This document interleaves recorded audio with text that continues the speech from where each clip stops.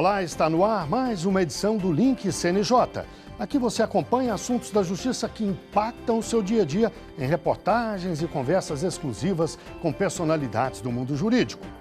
E hoje vamos falar da política de prevenção e enfrentamento do assédio moral, do assédio sexual e da discriminação no judiciário. Um estudo do Departamento de Pesquisas Judiciárias do CNJ constatou que o problema precisa de mais atenção. O estudo foi feito no final do ano passado e ouviu quase 15 mil magistrados, servidores, terceirizados, estagiários e outros colaboradores do Poder Judiciário em todo o país. 55,7% dos entrevistados já sofreram assédio ou discriminação no trabalho. 74,1% foram vítimas de assédio moral pelo superior hierárquico, o tipo mais comum, e 12,9% sofreram assédio sexual, o segundo colocado. A pesquisa não traçou um perfil completo das vítimas, porque muitas demonstraram medo. O maior problema da pesquisa que a gente vê nesse caso é um alto índice de pessoas que não declaram seu sexo, não declaram sua cor, não declaram algumas informações. Isso mostra um medo de identificação muito grande, porque o questionário ele era anonimizado, ele não identificava nem a vara do respondente, né? Identificava o tribunal e algumas características sociodemográficas nesse intuito da gente conseguir fazer determinados cruzamentos, né? Como raça, cor, idade, sexo, etc. Só que muitas pessoas tinham medo de preencher, né? O que fica muito claro aqui é que a gente tem 31% das pessoas que preenchem preferem não informar. E o medo muitas vezes se justifica. Quem denunciou afirma que sofreu represálias em 49,6% dos casos, como transferência de local de trabalho ou o aumento da quantidade de tarefas. 91% das pessoas tiveram pelo menos algum sintoma físico-psicológico decorrente dessa denúncia. Então, ou ficaram deprimidas, ou tiveram, ou pensaram até mesmo em suicídio, ou começou a tomar algum tipo de medicação que antigamente não tomavam. Então, isso também é uma questão relevante, né, gente? A preocupação da saúde mental, do bem-estar do servidor, do magistrado, dos terceirizados, dos estagiários, e como isso impacta também nessa outra linha, né, de atuação do CNJ, né?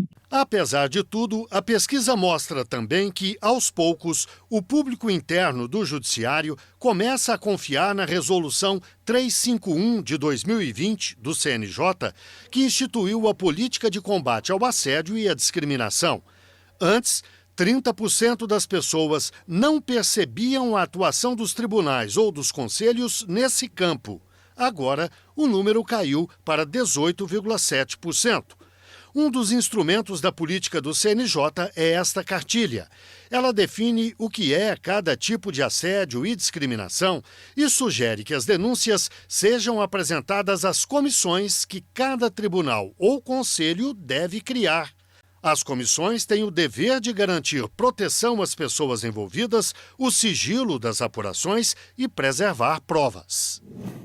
E para falar sobre o assunto, eu converso agora online com Nádia Micos, advogada e professora, doutora em Direito, e com Márcio Moraes, juiz ouvidor do Tribunal Regional Eleitoral de Goiás. Muito obrigado aos dois pela participação no programa. Eu começo com uma pergunta para Nádia.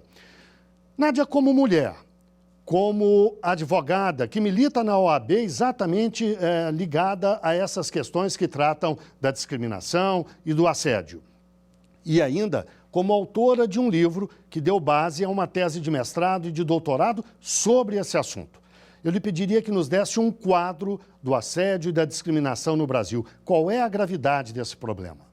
Eu diria que é absolutamente grave. Então, antes de mais nada, eu queria agradecer o convite generoso que me foi feito para estar aqui com o Márcio, discutir esse tema tão importante e, infelizmente, ratificar todos o que os meus estudos me levaram a acreditar que este é um mal social que nós vivemos atualmente e que precisamos extirpar o mais rápido possível. Ele faz mal a todos os atores envolvidos, não só aos empregados, as vítimas que sofrem os assédios, mas também as instituições, as empresas e a sociedade de um modo geral. Esses estudos nos levam a crer que apesar de todo o esforço que se fez com o reconhecimento da indenizabilidade do dano, lá em 88, com a Constituição, essa estrada é uma estrada longa, não é uma estrada curta. É uma estrada que precisa de aperfeiçoamento, de acolhimento. E a grande dificuldade das vítimas, a princípio, era não saber que sofreu assédio. Ela não conseguia reconhecer que aquela dificuldade, que aquela violência, que aquela afronta aos seus direitos se dava em razão de ser um assédio. Muitas vezes a vítima acha que aquilo faz parte do trabalho, né, que decorre das atividades diárias, né, do desenvolvimento das suas atividades. Entretanto, a gente consegue reconhecer o assédio em razão do extrapolamento do exercício do poder do empregador, do supervisor ou do superior hierárquico. Então, antes de mais nada, a gente precisava entender o que era assédio e o que não era. Depois que nós entendemos o que é assédio e o que não era, nós precisamos entender como fazer para impedir que ele se estenda no dia a dia. E aí as medidas que se estudam atualmente, que se aplicam atualmente, não é para impedir que ele aconteça, porque esse é um processo bem mais longo, mas é para evitar que ele se espalhe dentro das instituições, dentro das empresas. Então, esses sistemas que se buscam hoje de modos preventivos são efetivamente os mais eficazes, né? Mas ainda temos um longo caminho, porque este, lamentavelmente, é um mal social que assola todas as nossas relações, mas especialmente as nossas relações de emprego, né? As nossas relações de atividade laboral. Márcio, a sua participação me parece extremamente adequada por várias razões. Primeiro, porque você é autor de um artigo em parceria com a ouvidora nacional da mulher, Tânia Reckziegel, ex-conselheira do CNJ, exatamente sobre esse assunto. Depois, você é ouvidor do Tribunal Regional Eleitoral de Goiás e certamente na sua atividade lida com queixas, denúncias, com esse assunto diretamente no âmbito exclusivo do TRE de Goiás. E ainda, você é um homem negro e com certeza ao longo da sua vida teve que lidar com essas situações. Eu digo com certeza, me perdoe se não for verdade, mas eu imagino que isso tenha acontecido num país como o Brasil. É quase impossível que um homem negro ou mulher negra, que uma pessoa que não seja branca, não tenha passado por uma situação constrangedora ou até pior do que isso. Então, eu lhe pediria que, com base nesses elementos que eu coloquei, você nos desse o seu depoimento sobre o assédio e a discriminação no Brasil. Obrigado, Guilherme, obrigado pelo convite, do Link CNJ e a todos que nos acompanham, a doutora Nádia também, recebam meus cumprimentos.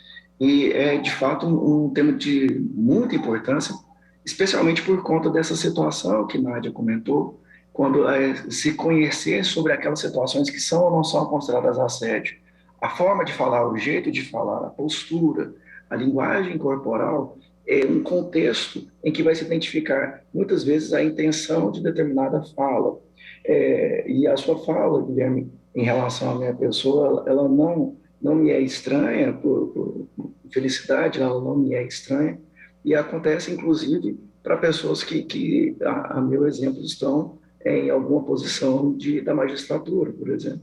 Em um evento razoavelmente recente, eu estava na companhia de ministros do meio do judiciário, e a hora de entrar em determinado local, eu fui abordado por uma parte de cerimonial me perguntando se eu era, então, segurança daquele ministro.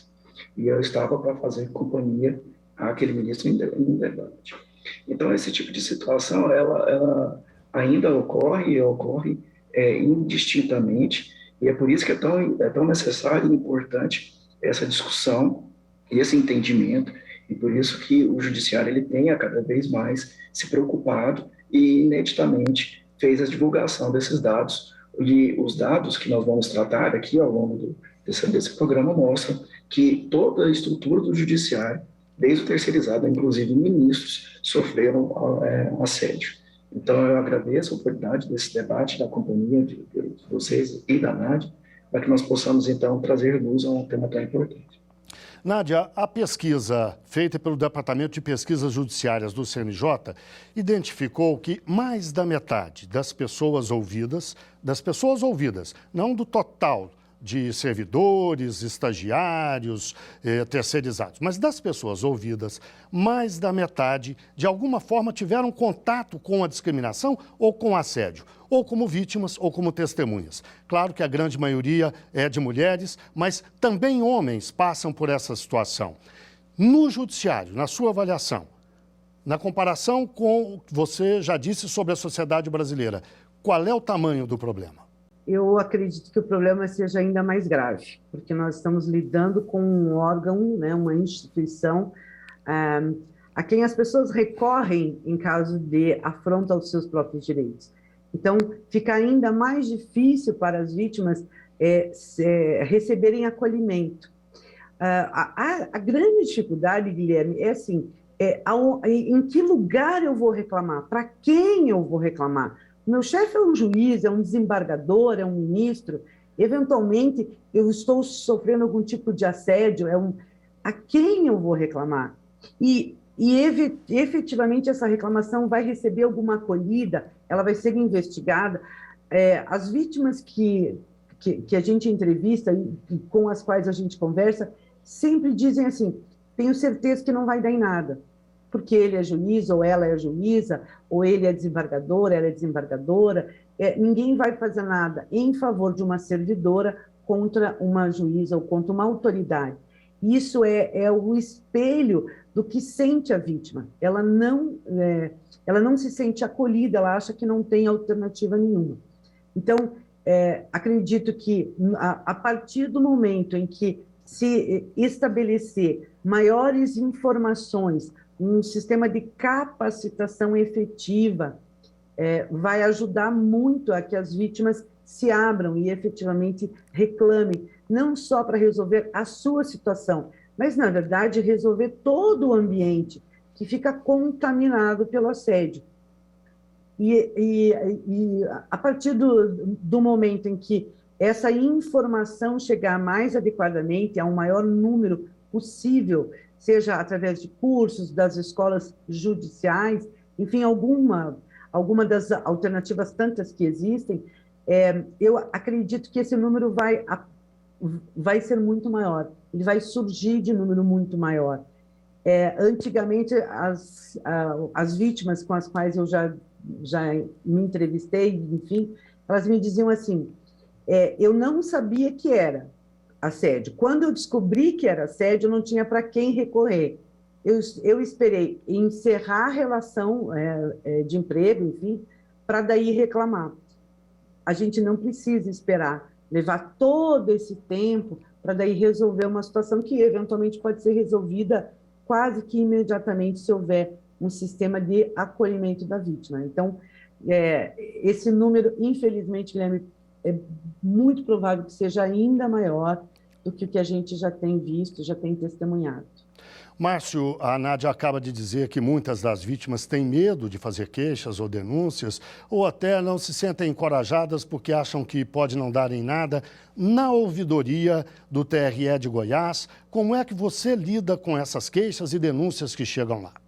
Bom, nós tivemos uma oportunidade de criar no TRE de Goiás a primeira ouvidoria da mulher da Justiça Eleitoral no país, que é justamente esse canal de comunicação para facilitar o acesso dessa vítima mulher, que justamente tem esse receio, porque tem algum tipo de uma autoridade, ou mesmo um colega servidor, mas de uma hierarquia maior, e fica com muito receio de fazer uma denúncia, e essa denúncia não dar em nada, porque teria um certo compadrio entre aquelas pessoas que iriam analisar aquela documentação, ou mesmo ela fica com vergonha de contar esse assédio sofrido para algum homem, e ela entender que aquilo lá seria algo que seria motivo de chacota, de envergonhamento.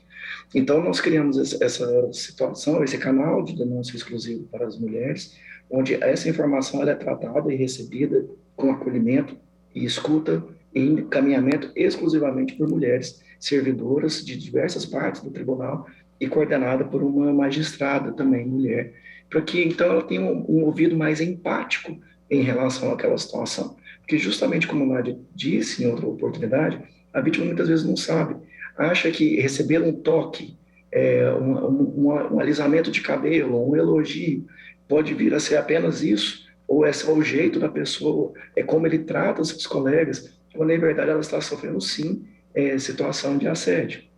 Então, nós temos que ter essa sabedoria, e o CNJ, agora, até já mencionado por você, Guilherme, a ex-conselheira Tânia, hoje ouvidora nacional da mulher, isso é um apelo para o próprio judiciário, que o judiciário crie esses mecanismos de facilitação, né, de acesso das vítimas para um ouvido empático. O judiciário, além de saber julgar, ele tem que saber ouvir. No caso de assédio, especialmente quando se trata de seu quintal, quando se trata do seu jardim, e que são seus servidores e seus membros. Então, se o próprio judiciário é conivente ou faz ouvidos moucos e olhos cegos para uma situação como essa, aí realmente não é de se espantar que a população se sinta desconfortável e desencorajada a fazer qualquer tipo de denúncia.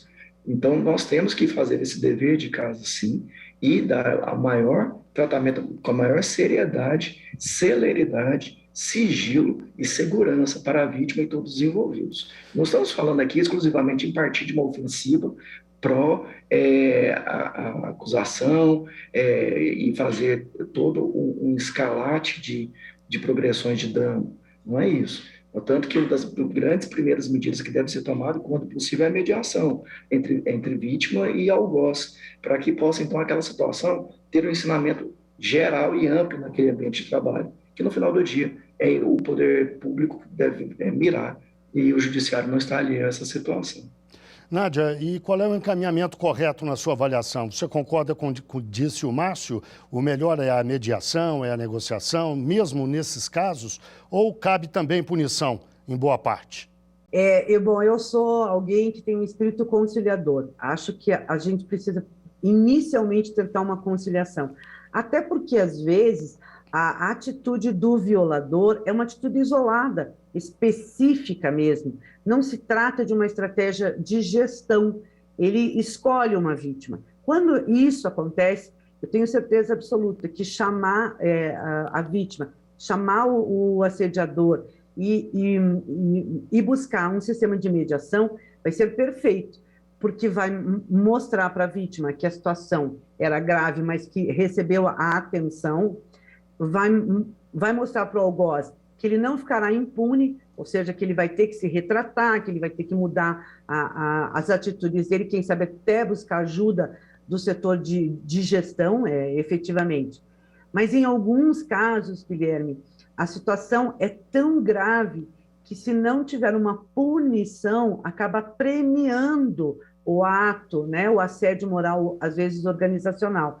Então, infelizmente, depois de uma apuração, que, claro, precisa ser uma investigação sigilosa, revestida de ampla defesa, contraditório, enfim, mas, no final, não pode haver nenhum sentimento de corporativismo, não pode passar a mão na cabeça, precisa entender que aquele violador, ele vai ser declarado persona não grata naquele ambiente. É ele quem está levando ao ambiente um mal que precisa ser extirpado. Então, claro que a gente não pode já querer sair por aí punindo todo mundo, não é uma caça às bruxas, é preciso que as pessoas entendam o que é assédio moral e o que é efetivamente só um comando natural das atividades de trabalho, porque às vezes o empregado, o servidor diz assim, mas aquela chefe de secretaria, ela é rude, ela não dá bom dia. Se ela for curitibana, ela não dará bom dia, porque o curitibano não dá bom dia mesmo. É natural da vida dele. Então, algumas coisas não são assédio, mas outras são assédio. Essas precisam ser apuradas seriamente, com toda a lisura que o Poder Judiciário tem à sua disposição e dispõe para toda a sociedade, de um modo geral. E óbvio que para aqueles que estão dentro do Poder Judiciário precisa ser igualmente assim, né? Márcio, por fim, eu pediria que você fizesse uma avaliação da estratégia que o CNJ adotou para enfrentar esses problemas. Um marco muito importante para o Judiciário, que foi a resolução 351, que determinou que todo o Judiciário brasileiro instituísse em seus tribunais as comissões de prevenção enfrentamento ao assédio moral, sexual e discriminação, ao qual, inclusive, eu tenho a honra de ser o presidente do meu tribunal, e a partir dali foram feitos esses levantamentos de dados, até culminar agora com essa pesquisa, que, como disse, era inédita, né? Nós tínhamos, inclusive, de uma forma exemplar, digo exemplar, porque até em ambientes de forças armadas nós tínhamos números de assédio, e nós ainda não tínhamos no Poder Judiciário, e não tem que ter, não existe justificativa apta e forte o suficiente para se manter uma caixa preta em relação ao Poder Judiciário. Então, essas atitudes de se exigir as comissões de enfrentamento ao assédio, as políticas que o CNJ tem desenvolvido, e agora, com a cereja do bolo, a criação da Ouvidoria Nacional da Mulher para poder enfrentar e receber as denúncias de assédio contra as mulheres, discriminação, realmente mostra que o órgão máximo de orientação do Poder Judiciário está no caminho correto, está no caminho de acolhimento de todo um histórico de demanda que já vem batendo às portas do Judiciário, para que nós saibamos que dentro do Judiciário também não será admitido o toque, a subjugação de determinado servidor ou servidora, e que o ambiente do Judiciário também tem que ser um ambiente bom. Então, eu parabenizo aqui, em nome do Tribunal Regional Eleitoral de Goiás, e como ouvidor, como membro do Colégio de Ouvidores da Justiça Eleitoral, o CNJ por tais iniciativas e orientação para todo o braço judiciário brasileiro. Bem, chegamos ao fim da nossa entrevista. Eu agradeço muito a participação de Nádia Micos, advogada e professora, doutora em Direito, e também de Márcio Moraes, juiz ouvidor do Tribunal Regional Eleitoral de Goiás. E agora o link CNJ da Notícias da Justiça. Vamos fazer um giro pelos estados e pelos tribunais do país. O CNJ lançou o Pacto do Judiciário pelos Direitos Humanos, uma cooperação técnica entre vários órgãos para promover os direitos humanos. São 4 iniciativas principais: a realização do Concurso Nacional de Decisões Judiciais e Acórdãos em Direitos Humanos, a inclusão da disciplina de Direitos Humanos nos editais de concurso para a magistratura, a capacitação em Direitos Humanos em cooperação com escolas judiciais e a publicação dos cadernos jurisprudenciais do STF concretizando direitos humanos. Nós reafirmamos o absoluto compromisso institucional do Poder Judiciário com a efetiva proteção e promoção dos direitos humanos em todas as suas esferas jurisdicionais. O CNJ lança a Central de Regulação de Vagas para o Sistema Prisional. A operação da Central será orientada por um manual que contém 11 ferramentas para gerir a ocupação das vagas. O produto foi desenvolvido com apoio do Fazendo Justiça, programa executado pelo CNJ em parceria com o Programa das Nações Unidas para o Desenvolvimento e apoio do Ministério da Justiça e Segurança Pública. O Tribunal de Justiça do Amapá promove mais uma jornada fluvial do programa Justiça Itinerante.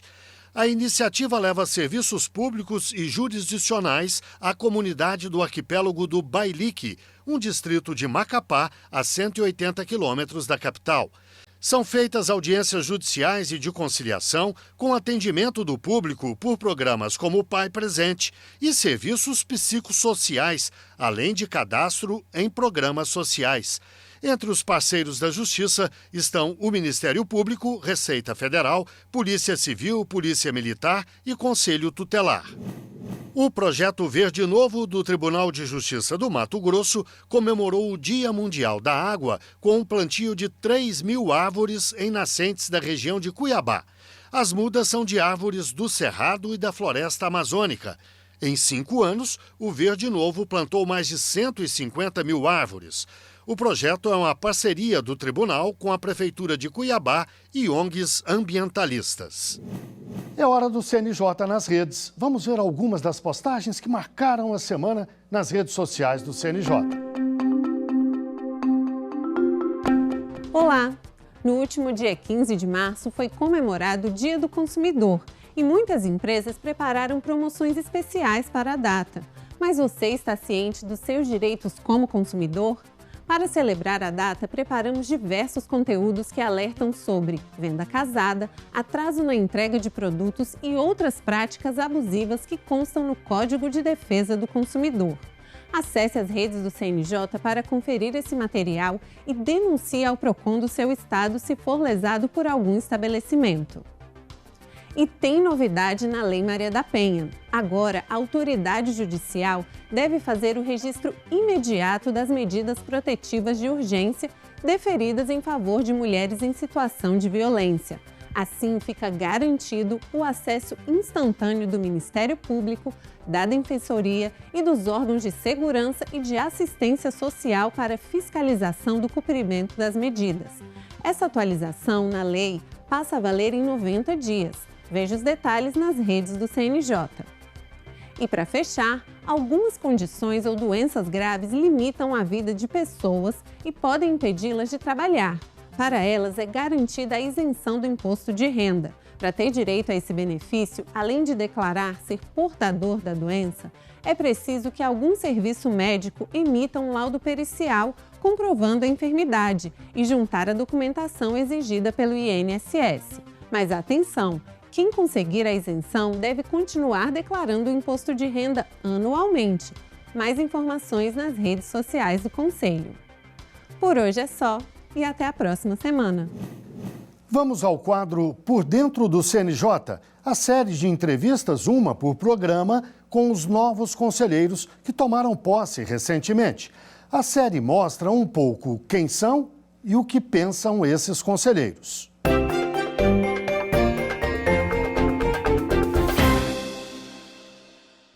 Hoje o nosso entrevistado é o conselheiro Mário Goulart Maia. Ele chegou ao CNJ na vaga destinada a cidadão de notável saber jurídico e reputação ilibada, indicado pela Câmara dos Deputados. É advogado, cearense, filho do ministro do STJ, Napoleão Nunes Maia, e sobrinho de artistas. Eu tive a sorte de ter convivido nesse ambiente muito rico, muito vivo de livros e cultura e música. E a música o levou, quando mais jovem, pelos caminhos do Nordeste. Mário tocava bateria, contrabaixo e guitarra, enquanto conhecia a realidade do sertão e da vida. Toquei nesse Nordeste aí, em algumas cidades, conheci muita gente, muitas culturas. E foi uma experiência incrível. Eu acho que tudo que eu vivenciei, que eu passei, construiu a personalidade do julgador, do magistrado, de um advogado, de um humanista, né? Eu acho que a pessoa tem que ter experiências, né? Eu acho que as pessoas hoje estão entrando muito cedo nas carreiras, por exemplo, na magistratura, por exemplo. Né, pessoas que vão decidir sobre questões de trabalhadores rurais sem ter experiência do que é o sertão, né? Às vezes por causa da idade, porque não teve oportunidade. Eu acho que a experiência e as vivências são o que constrói um bom julgador. Mário Henrique Aguiar Nunes Maia exerceu cargos em comissões no Tribunal de Justiça e na Procuradoria-Geral de Justiça do Estado do Ceará. Agora, afirma que traz um olhar diferente para o CNJ. Eu encaro como um desafio, uma missão muito importante e uma chance que talvez poucas pessoas terão na vida. Eu espero poder contribuir com a questão que para mim é muito importante, que é a questão dos direitos das pessoas com comorbidades, com deficiências, das crianças autistas. Então, a minha principal missão aqui no CNJ é essa. As pessoas com necessidades especiais, os excluídos. Eu espero trazer esse olhar aqui para o CNJ. E está dando certo. Pelo menos na presidência do ministro Luiz Fux, ele é muito sensível a esses questionamentos. Ele é muito sensível a isso. Bem, chegamos ao fim de mais um Link CNJ.